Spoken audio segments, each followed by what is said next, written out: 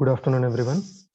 In the previous class, we have seen the voltage source inverter fed induction motor drive as a stepped wave inverter, and we have observed few drawbacks due to the presence of low order harmonics and the degradation of induction motor performance due to the low order harmonics. So, in order to reduce the harmonics,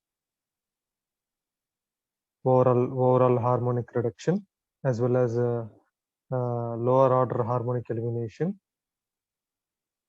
and to perform the motion of induction motor, motion control of induction motor as a smooth when compared with this stepped wave motor configuration, even for the low speeds also, we need to use pulse width modulation inverter. So pulse width modulated inverter has all these advantages, which means the harmonics, overall harmonic content will be reduced, and the lower order harmonics will be minimized, as well as the losses will be minimized, and the motor torque production is very smooth when compared with the stepped wave case, even for the low speeds also. So all these advantages can be achieved with the help of PWM inverter. That means the voltage source inverter as PWM inverter, operating as PWM inverter, fed induction motor drive. So here our load is induction motor drive. You can see here. So this figure represents the general general circuit diagram of voltage source inverter as a PWM inverter. PWM, you know what is PWM? Pulse width modulation. Pulse width modulation inverter. Okay, so this is the general circuit diagram of voltage source inverter as a PWM inverter. And the expected output waveform of this particular circuit diagram is this one. You can see here the above waveform. This waveform shows the output voltage waveform. This is the output voltage waveform of the inverter. You can see the number of pulses are coming because of the PWM operation. So the dotted line indicates the expected fundamental output voltage. If we use filters, then we will get this sinusoidal output voltage, because this is an inverter. So inverter takes input as a DC and produces sinusoidal waveform, which is AC. But in general case, the waveform will be in this form of pulses, and after with the help of a filter, we can convert these square pulses into this dotted sinusoidal waveform. Generally, this sinusoidal waveform is a pure or the fundamental output voltage waveform. And how this output voltage waveform can be attained, that has been described in this figure, this one. So how those pulses are forming in the output voltage, that has been described here. See, we know what is pulse width modulation technique. The same strategy is used here. Here we will have two waveforms, namely sinusoidal waveform. You can see this is the sinusoidal waveform, and the second waveform is the triangular waveform. You can see this is the triangular waveform. So the sinusoidal waveform is also called as carrier signal, and this triangular waveform is also called as reference signal. Triangular waveform is a reference signal, and sinusoidal waveform is the carrier signal. And the pulse is produced. See, I will explain for one or two pulses. You can see here this, when the overlapping period of this sinusoidal waveform as well as the triangular waveform, which means carrier and reference signals, at the point of overlapping, you can see at this point the output voltage pulse is produced, which means during this portion you can clearly see the triangular waveform voltage is less than compared with our carrier signal.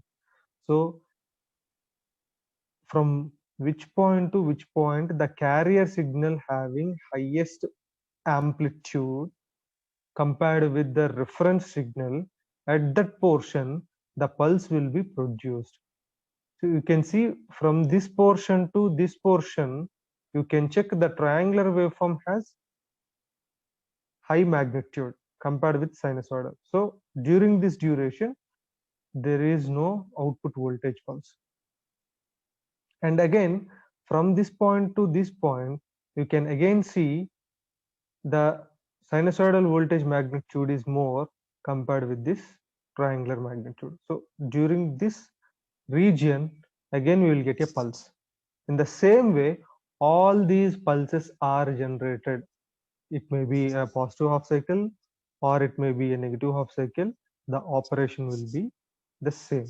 So when we compare the carrier waveform as well as the reference waveform, triangular waveform is the reference signal. Triangular waveform is our reference signal and carrier waveform is our sinusoidal signal. So we need to produce the sinusoidal output voltage. So sinusoidal waveform is our carrier signal. So whenever the carrier waveform voltage is greater than the reference voltage, simply carrier voltage E suffix C, I can write E suffix C, which is carrier voltage, is greater than the reference voltage. Reference voltage means ER, EREF. So whenever the carrier voltage is greater than the reference voltage, then the output is high. Otherwise, which means when the carrier voltage is less than the reference voltage, then the output is low. So this is PWM technique. So this is how the pulses will be produced with the help of these two conditions, condition 1 and condition 2. So based on these two conditions, the output pulses will be produced, which is very much similar to our PWM operation, general normal PWM operation. So all these pulses are formed in the output voltage based on these conditions. Okay. So from this, we can say that the output voltage can be easily controlled with the help of this pulse width modulation. That means in the previous case, in order to control the output voltage here, generally we have used chopper circuit because there we need variable DC. See, in the previous case, when stepped wave case, here we have used a chopper circuit to regulate this voltage. So this chopper will be used to vary the DC supply. But in this PWM technique, voltage is easily modulated. The modulation index will depends upon amplitude of the carrier signal. So from equation 11, we can write this one, which is M is directly proportional to the amplitude of the carrier signal. But we know from equation 610, V is directly proportional to M. So that means from equation 610, we can write V is directly proportional to M. And from equation 611, we can write M is directly proportional to the EC, which is carrier voltage. So from these two relations, we can directly write that the voltage is directly proportional to the carrier voltage of the PWM inverter. So where this V is our output voltage fundamental value and EC is the carrier signal of the PWM waveform. So from this relation, what we can say is the carrier signal voltage varies, then the output voltage will also be varied. That means in order to control the output voltage, simply we need to change the amplitude of the carrier signal. We need not to use any chopper circuits for getting the variable output voltage. Simply here change the carrier signal amplitude so that the output voltage will be changed. So the output voltage of PWM inverter is controlled by changing the amplitude of the carrier signal. Based on the availability of the supply, means different configurations are proposed. Like if we have DC supply, then we have DC supply, then we will use this circuit, which means you can see here our input voltage is a constant DC supply voltage. So if our input is a constant DC supply, then simply we will use this configuration as voltage source inverter, as a PWM inverter. If we are having three-phase AC supply, then we will use this configuration. You can see in this configuration a diode bridge rectifier is used to convert this AC into DC here. Here the DC value is given to the PWM inverter. So based on the availability of the input supply, we will have two different type of configurations, like this one for constant DC and this one is for three-phase AC. Okay. So direct DC supply can be directly connected to the PWM inverter. This is case 1, and similarly this is case 2, which means if we have a three-phase voltage, three-phase supply, and this diode bridge rectifier output will be a pulsated one, which means rippled output, rippled DC, so that ripple can be eliminated with the help of this LC filter circuit, right? So these configurations can be used to produce the output voltage of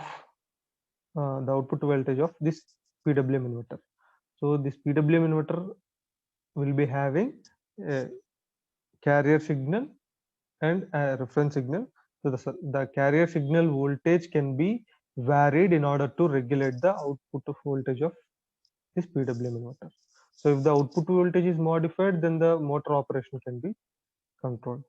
We know how the time frequency can be controlled, because we need to control both the frequency and voltage. So this voltage is controlled here with the help of carrier voltage.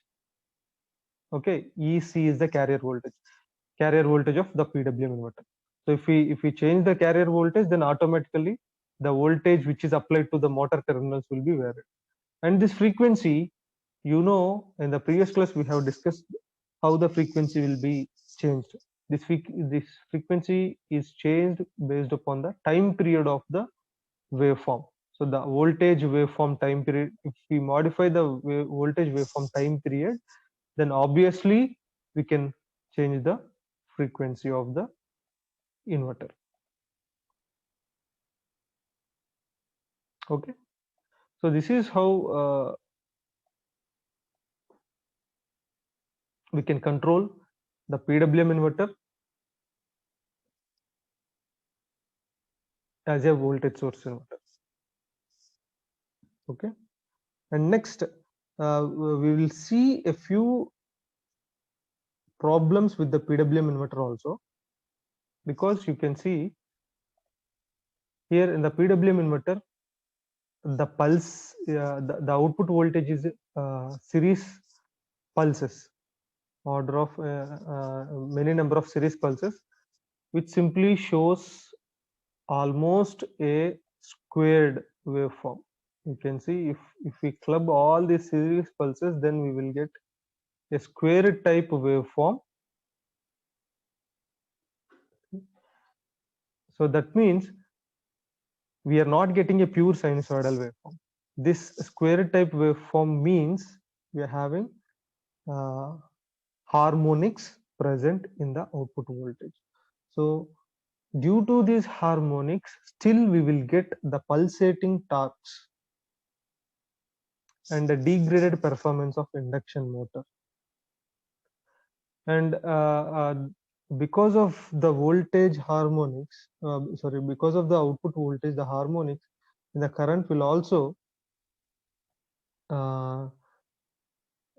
degrades the motor performance.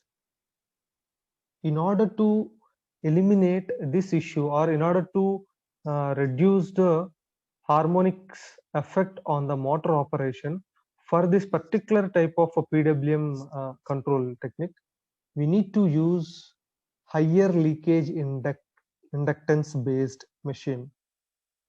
So the motor should have higher leakage inductance so that the harmonics effect will be minimized on the operation of the motor. Okay, so therefore when the voltage source inverter fed from an induction motor, then we need to use high leakage inductance in order to minimize the effect of harmonics. Okay, thank you.